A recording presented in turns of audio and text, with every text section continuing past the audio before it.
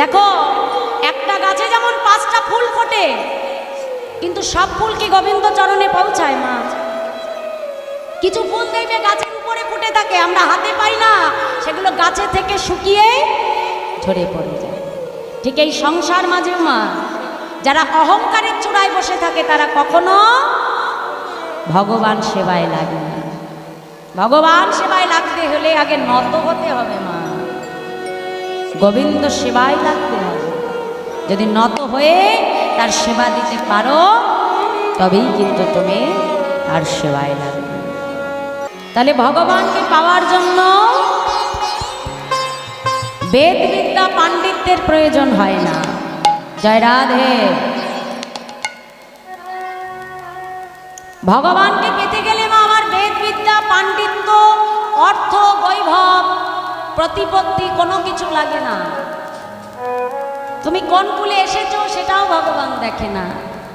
ভগবানকে দেখবার জন্য যেটা প্রয়োজন, ভগবানকে পাওয়ার জন্য যেটা প্রয়োজন, সেটা হলো ভক্তের অন্তরের বিশুদ্ধ প্রেম ও ভক্তি। এই যে রঘুনন্দনের আজকে জন্মতিথি বা যার আবির্ভাব তিথি, যিনি ছিলেন বৃন্দাবনের কামদেব, বৃন্দাবনের এই কামদেব, যিনি কিনা এই কলিযুগে হয়েছিলেন সেই শ্রী রঘুনন্দন, মুকুন্দ কবিরাজের একমাত্র পুত্র রঘুনন্দন। একটু মন দিয়ে শুনবে মা, ভগবানকে কেমন করে ডাকতে হয়। আমরাও ভগবানকে ডাকি আর ভক্তও ভগবানকে ডাকে, ডাকার পার্থক্যটা কোথায়? একদিন এই মুকুন্দ কবিরাজ তিনি তার সেবিত বিগ্রহ গোপীনাথকে সেবা দিচ্ছেন গৃহমাঝে। একটি চরণে তুলসী দিয়েছে, আরেকটি চরণে দিতে যাবে, পাশের গ্রামে এক ছেলে এসে তাকে ডাক দিয়েছে, কবিরাজ ঠাকুর, কবিরাজ ঠাকুর আপনি তাড়াতাড়ি আমার সঙ্গে চলুন। কবিরাজ ঠাকুর, আজ আপনি যদি না যান আমার পিতাকে যে আমি প্রাণে বাঁচাতে পারবো না, আপনি দয়া করে একটিবার আমার সঙ্গে চলুন। মুকুন্দ কবিরাজ মনে মনে চিন্তা করছে, এখন আমি কি করি? একদিকে আমার গোপীনাথের সেবা আর একদিকে আমার জীবের সেবা। এই ছেলেটির সঙ্গে যদি না যাই তবে তার পিতাকে আমি প্রাণে বাঁচাতে পারবো না, কিন্তু এদিকে যে আমার গোপীনাথের সেবা এখনো সম্পন্ন হয়নি, কি করব আমি? বড় চিন্তায় পড়ে গেছে মা। এমন সময় তার সেই 12 বছরের পুত্র রঘুনন্দন ছুটতে ছুটতে বাবার কাছে এসে ডাক দিয়েছে, বাবা, ও বাবা, বাবা তোমাকে আজ বড় চিন্তিত দেখাচ্ছে বাবা, কি হয়েছে তোমার? রঘু, দেখ বাবা, একদিকে আমার গোপীনাথের সেবা আর একদিকে আমার জীবের সেবা। আমি একা মানুষ যে কদিকে যাব আমি এটাই চিন্তা করে পারি না। বাবা, এর জন্য তোমার এত চিন্তা? ও বাবা, আমি না হয় তোমার চিকিৎসার কাজটা ভালো করে দিতে পারবো না, কিন্তু বাবা আমি কথা দিলাম সময় মতো আমি ঠিক তোমার গোপীনাথকে সেবা দিয়ে দেব। হ্যাঁ রে রঘু, আসতে মা, ভগবানকে সেবা দেব বললে কি দেওয়া যায়? ভগবানকে সেবা দিতে গেলে নিবেদন মন্ত্র জানতে হয়, ফেরাবার সময় আচমন মন্ত্র জানতে হয়। তুই তো কিছুই জানিস না রঘুনন্দন। ছোট্ট রঘুনন্দন ছুটে গিয়ে পিতার চরণটা জড়িয়ে ধরেছে। পিতা, আমি না হয় মন্ত্রতন্ত্র জানি না পিতা, কিন্তু আমি যদি ভক্তি ভরে তোমার গোপীনাথকে সেবা দিই, আমি যদি ভালোবেসে তোমার গোপীনাথকে সেবা দিই, পিতা তোমার গোপীনাথকে আমার হাতে সেই সেবা গ্রহণ করবে না। আমি না হয় মন্ত্রতন্ত্র জানি না বাবা, কিন্তু আমি যদি তাকে ভক্তি ভরে ডাকি তোমার মুকুন্দ কবিরাজ চিন্তা করছে, কথাটা তো সত্য, ভগবান তো আমার ভক্তির কাঙাল। বেশ ও রঘু, আজ না হয় আমার গোপীনাথকে তুই সেবা দিয়ে দিস। শোন রঘু, আমি রন্ধন করতে পারিনি, ওই রন্ধনশালায় সবকিছু গোছানো আছে, তুই সময় মতো যে নিজের হাতে রান্না করে ভগবানকে সেবা দিয়ে দিবি। ছোট্ট রঘুনন্দন ধীরে ধীরে মন্দিরে প্রবেশ করল। মা নিজের হাতে রন্ধন করে ভগবানকে ডেকে বলছে, গোপীনাথ শোনো, আজ আমার রান্না ভালোই হোক আর মন্দই হোক, তোমাকে কিন্তু সেবা করতেই হবে। নিতাই গৌর হরি বল, হরি বল। দেখো, আমরাও তো ভগবানের জন্য রন্ধন করি মা, কিন্তু কখনো এই আত্মবিশ্বাস নিয়ে ভগবানকে একবারও বলি না, প্রভু আমার ভালোই হোক আর মন্দই হোক, তোমাকে কিন্তু সেবা করতেই হবে। আমাদের অন্তরে কিন্তু এই ভক্তিটা এখনো আসে নাই গো মা। ছোট্ট রঘুনন্দন নিজের হাতে রন্ধন করে পারসটা সাজিয়ে মন্দিরে প্রবেশ করেছে। ডাকছে, গোপীনাথ ও গোপীনাথ, দেখো আজ আমি এসেছি তোমাকে সেবা দেব বলে। ও গোপীনাথ, তাড়াতাড়ি চলে এসো বলছি। জানো, আজ আমি নিজের হাতে রন্ধন করেছি তোমার জন্য, চলে এসো, তাড়াতাড়ি এসো বলছি। ভগবান আসছে না। হঠাৎ করে ঘুরে ঘুরে দেখছে দরজাটা বন্ধ করতেই তো ভুলে গেছে। গোপীনাথ, আমার বাবা যখন প্রত্যেকদিন সেবা দেয় আমি দেখেছি দরজাটা বন্ধ করে দেয়। দাঁড়াও দাঁড়াও, আমি দরজাটা বন্ধ করে আসি। ছুটে গিয়ে দরজাটা বন্ধ করে দিল। গোপীনাথ, এবারে এসো বলছি। গোপীনাথ, আমি কত কষ্ট করে তোমার জন্য রন্ধন করেছি, তুমি কেন আসছো না? এসো বলছি। হঠাৎ দেখছে ভগবানের হাতে বাঁশি। আরে বাবা, দেখেছো কেন? বাঁশি থাকলে কি খাওয়া যায় নাকি? ও গোপীনাথ, দাঁড়াও দাঁড়াও, আমি বাঁশিটা নামিয়ে দিচ্ছি এক্ষুনি।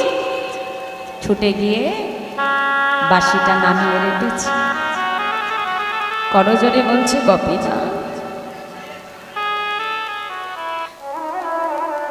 আমি না হয় আমার পিতার মতো মন্ত্রতন্ত্র জানি না, আমি না হয় জানি না যেমন করে তোমাকে উপাচারে ডাকতে হয়, আমি জানি না প্রভু তোমাকে কি দিয়ে পূজনে হয়। আজ আমি এসেছি তোমাকে সেবা দেব বলে, সারা দাও, দেখা দাও বলছি। গোপীনাথ, দেখা দাও। মন্দিরের সামনে বসে বসে চিৎকার করে কাঁদে আর বলে, গোপীনাথ,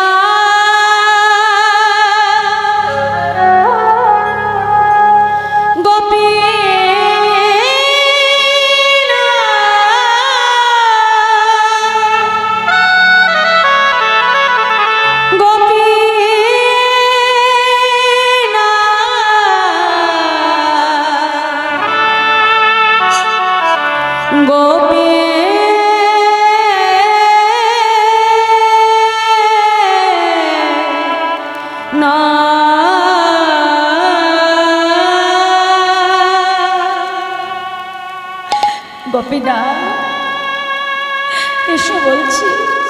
সারা দাও, সারা দাও গোপীনাথ, ভগবান আসে বাবা। হঠাৎ ছোট্ট রঘুনন্দন মনে মনে চিন্তা করছে, গোপীনাথ জানো তো প্রভু, আমি যখন না খাই আমার পিতা আমাকে লাঠি দিয়ে মেরে মেরে সেবা করায়, তুমি ভালোই ভালোই চলে এসো বলছি। আর আজ যদি তুমি না আসো তবে তবে দাঁড়াও, খুঁজে খুঁজে বাইরে থেকে একটা লাঠি জোগাড় করেছে মা। ভগবানের সামনে ধরে বলছে, গোপীনাথ ভালোই ভালোই চলে এসো বলছি। আর যদি তুমি না আসো, আজ এই লাঠি দিয়ে আমি তোমাকে মেরে মেরে সেবা করাবো। যখন লাঠিটা তুলে ভগবানকে প্রহার করতে যাবে, বিগ্রহ গোপীনাথের মধ্যে থেকে সচল মূর্তি ধারণ করে ভগবান পাতা আসনে বসে ডাক দিয়েছে, রঘুনন্দন দাও, আমাকে সেবা দাও রঘুনন্দন। রঘুনন্দন মনে মনে চিন্তা করছে, দেখেছ যেই না আমি লাঠির ভয় দেখিয়েছি অমনি চলে এসেছে। হ্যাঁ, ভগবান পারস তুলে থালা থেকে পারস নিয়ে বদনে দিচ্ছে। মনে মনে বলছে, রঘুনন্দন এ জগতে কেউ আমাকে ফল দিয়ে ডাকে, ফুল দিয়ে ডাকে, কিন্তু তোমার মতো করে এমন লাঠির ভয় দেখে যে আমাকে কেউ ডাকে না রঘু।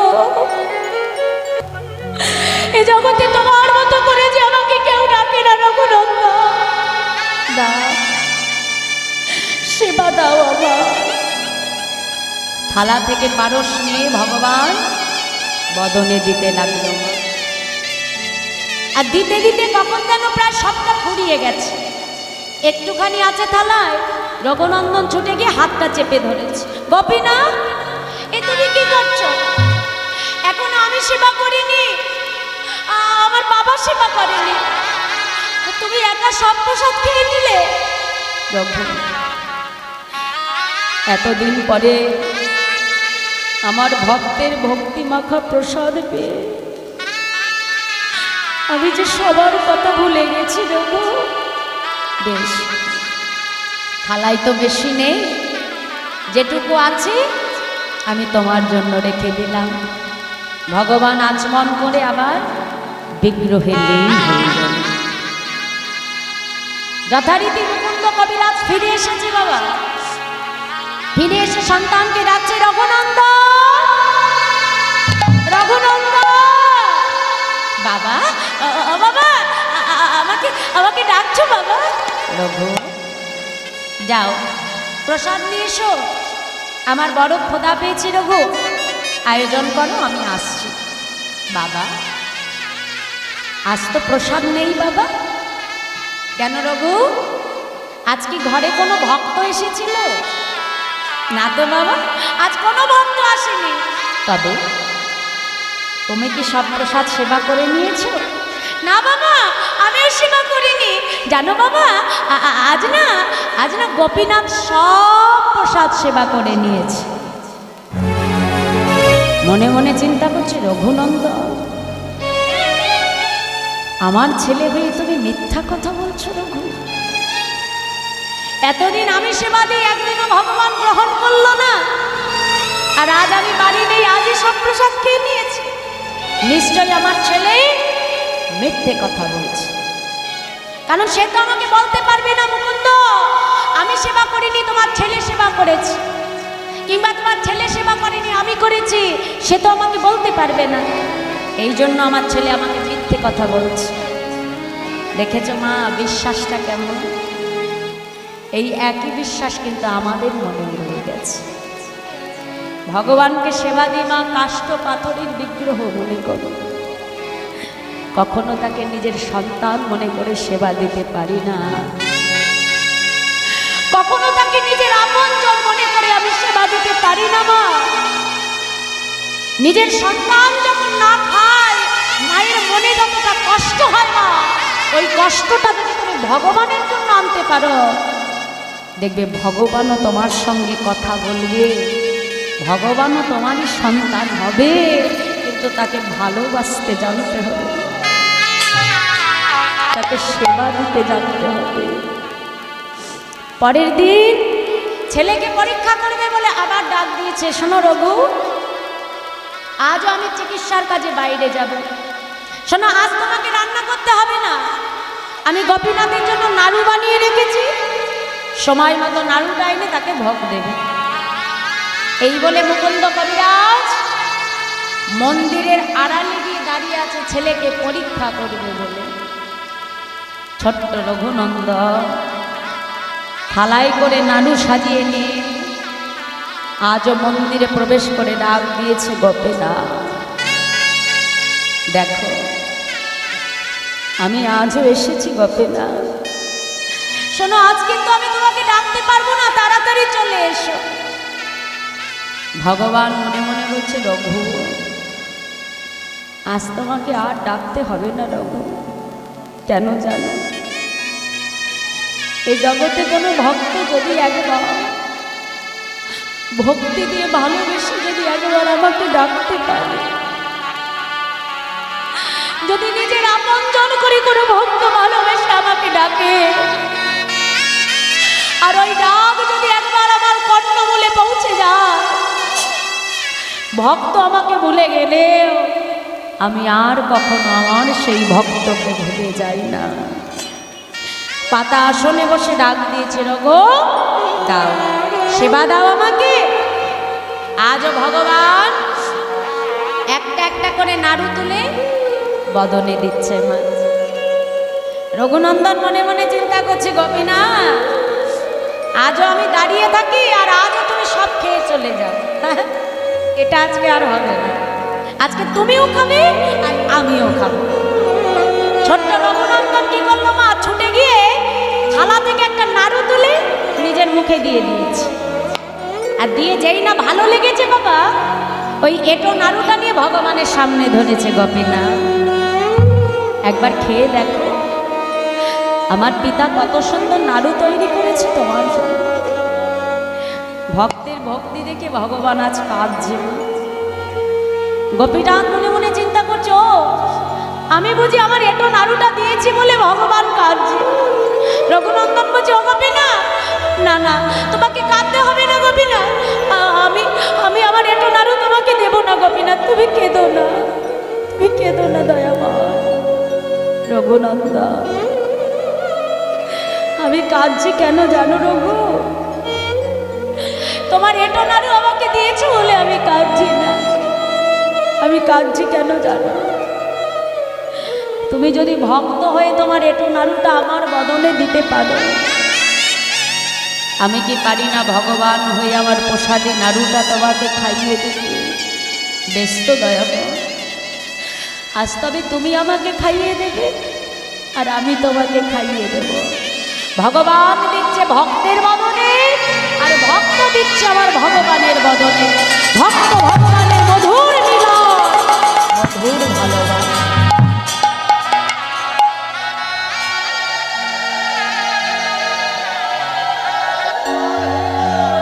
মুকুন্দ কবিরাজ মন্দিরের আড়ালে দাঁড়িয়ে আছেন, শুনতে পাচ্ছে যে মন্দিরের ভেতর থেকে রঘুনন্দনের আওয়াজ ছাড়া একটা কণ্ঠস্বর শোনা যাচ্ছে। মনে মনে চিন্তা করছে, ও কে কে আছে তবে মন্দিরে? ছুটে গিয়ে যেই না মুকুন্দ কবিরাজ দরজায় মুষ্টাঘাত করলো বাবা, ভগবান অর্ধনারী অবস্থায় বিগ্রহের মধ্যে লীন হয়ে গেল।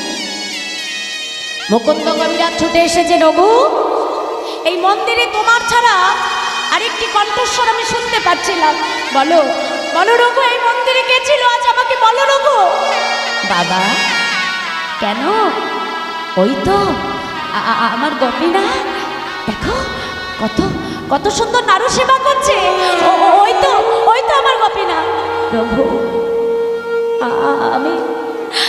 আমি তো দেখতে পাচ্ছি না, কোথায় কোথায় আছে আমার গোপীনাথ? আমি তো তাকে দেখতে পাচ্ছি না, বলো বলো রঘুনাথ তোর কোথায়? ভগবান আজ আমি তোমাকে দেখতে পাচ্ছি, কিন্তু আমার পিতা কেন পাচ্ছে না প্রভু? সে যদি তোমাকে দেখতে না পারে আমাকে মিথ্যাবাদী ভাববে দয়াময়। কেন কেন আমার পিতা তোমাকে দেখতে পারে না দয়াময়? রঘু তোমার পিতা আমাকে এতদিন সেবা দিয়েছে, কথাটা সত্য, কিন্তু তুমি আমাকে সেবা দিয়েছো তোমার আপন জন ভেবে, আর তোমার পিতা আমাকে সেবা দিয়েছে কাষ্ঠ পাথরের বিগ্রহ রূপে। রঘুনন্দন এই জাগতিক জগতের দুটো নয়ন দিয়ে কখনো আমাকে সে দেখতে পারবে না রঘু। আমাকে দেখতে গেলে জীবের আরেকটি নয়নের প্রয়োজন, সেটা হলো ভক্তির নয়ন। যে নয়ন তোমার আছে কিন্তু তোমার পিতার না। যাও আজ তুমি যে তোমার পিতাকে স্পর্শ করো, আজ তুমি স্পর্শ করবা মাত্রই তোমার মতো ভক্ত সন্তানের নয়ন দিয়ে আজ তোমার পিতা আমার দর্শন পাবে। নিতাই গৌর হরিবল হরিবল। মা গো, সন্তান জগতে এমনই বস্তু মা, যে সন্তান চাইলে তার পিতৃকুলের 21 পুরুষকে উদ্ধার করে দিতে পারে, যদি সেই সন্তানকে তুমি ভক্তি পথে আনতে পারো বাবা। ওই একটি ভক্ত সন্তান যদি হয় মা, ওই এক সন্তানের দ্বারা তার পিতৃকুলের 21 পুরুষ উদ্ধার হয়ে যায়। করেছিল কে? সেই দৈত্যকুলের ছোট্ট পল্হা। দৈত্যের ঔরসে জন্ম নিয়েছিল বাবা, কিন্তু এক ভক্ত সন্তানের জন্য তার পুরো দৈত্যকুলটা উদ্ধার হয়ে গেছিল। আর আরেকটি যদি অসৎ সন্তানকে তুমি আনো মা, তাহলে ওই এক সন্তানের দ্বারা তোমাকে আবার নরকে চলে যেতে হবে। এমনও সন্তান আছে যার জন্য পিতামাতার গর্ভে বুকটা উঁচু হয়ে যায় না। যেমন আজ এই গৃহ মাঝে এত সুন্দর হরিকথা সাধুগুরু বৈষ্ণবের সেবা মা। দেখো, টাকা পয়সা জগতে অনেককে ভগবান দেয়, কিন্তু সবার কিন্তু এই ভক্ত সেবা দেবার মতো মন, হরিনাম দান করবার মতো মন কিন্তু ভগবান বাবা সবাইকে দেয়। কতজন আছে লাখ লাখ টাকা দিয়ে বন্ধু বান্ধবকে খাওয়াবে মা, ঘুরতে যাবে, বন্ধু বান্ধব নিয়ে তামাশা করবে, তাতে হাজার হাজার টাকা উড়ে যায়। কিন্তু তার বাড়িতে যদি তুমি হরিসেবার জন্য ভিক্ষা করতে যাও বাবা, তখন দেখবে দরজা একেবারে বন্ধ। হ্যাঁ, গোবিন্দ সেবার জন্য দেখবে 10টা টাকা দেওয়ার মতো ক্ষমতা নেই। হ্যাঁ, জয় রাধে। তাহলে গোবিন্দ সেবা সারা জীবন আমি উপার্জন করে গেলাম, কিন্তু সেই উপার্জন, সেই অর্থ যদি পরমার্থিক সেবায় না লাগে মা, সারা জীবন অর্থ উপার্জন করা আমার বৃথা। আমি লক্ষ টাকা জমিয়ে ব্যাংক ব্যালেন্স করলাম, ধরো আমি 2 লাখ টাকা বাবা ব্যাংকে রেখে দিয়েছি, কিন্তু টাকা রেখেও আমাদের কারোর মনে শান্তি নেই মা, আছে কি? 2 লাখ টাকা ব্যাংকে রেখে একজন নমিনেশন রেখে দিই, কেন? নমিনিটা কেন রাখি? ধরো আমি যদি মারা যাই, টাকাটা কে পাবে বাবা? আমার ছেলে পাবে, তাই তো? তাহলে দেখো, আমরা এটা নিশ্চিত যে 2 লাখ টাকা যে আমি রেখেছি সেটা কিন্তু আমি নিয়ে যেতে পারবো না। সেটা কি আমার টাকা হলো বাবা? হ্যাঁ, আমার সম্পদ হলো?